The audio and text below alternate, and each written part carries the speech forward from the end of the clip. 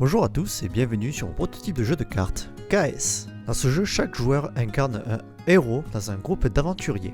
Ils sont engagés par une guilde pour s'introduire à l'intérieur d'un donjon pour éliminer des monstres et un boss. C'est un jeu asymétrique semi-coopératif dans lequel les joueurs vont devoir travailler en équipe pour remporter les combats, mais ultimement se mettre des bâtons dans les roues parce que à la fin, il n'y aura qu'un seul qui aura véritablement la gloire. Ce sera celui qui arrive à achever le boss. Chaque héros possède son propre gameplay. Pour chacun, il existe une compétence active et une compétence passive. Il possède également un sac de jetons personnel dans lequel on va mettre des jetons différents avec des icônes différentes. C'est dépend de la mise en place par rapport au héros. Et quand un joueur va attaquer un monstre, il va tirer un jeton au hasard et faire les effets et les dégâts de l'icône qui est tirée. Chaque joueur aura aussi en main des cartes trésors. Les cartes trésors, il existe deux types, celles avec les icônes de feuilles et celles avec les icônes étoiles. Les icônes feuilles sont en général des effets plus puissants, mais qui peuvent se jouer uniquement pendant leur tour. Tandis que les cartes étoiles sont des effets un peu moins puissants, mais peuvent créer un effet de surprise parce qu'elles peuvent jouer n'importe quand durant la partie. Quand un joueur arrive à mettre un dernier coup sur un monstre, il devient alors vaincu, et il gagne alors en puissance.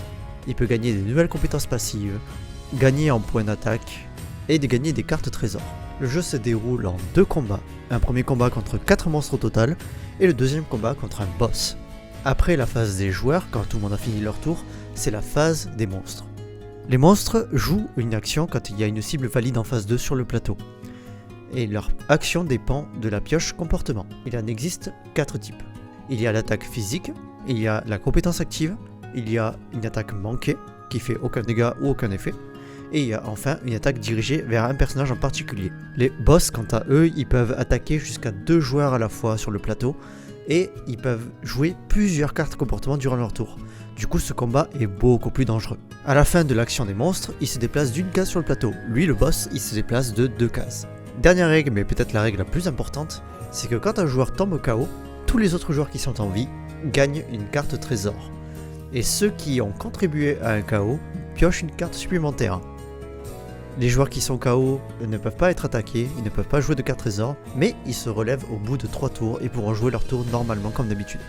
Tous les moyens sont valables pour remporter la gloire et la victoire. Vous pouvez soigner un adversaire pour gagner du temps, vous pouvez aiguiser l'arme d'un monstre pour s'assurer qu'il mette KO un copain, vous pouvez ressusciter le boss, mettre une bombe près d'un coéquipier.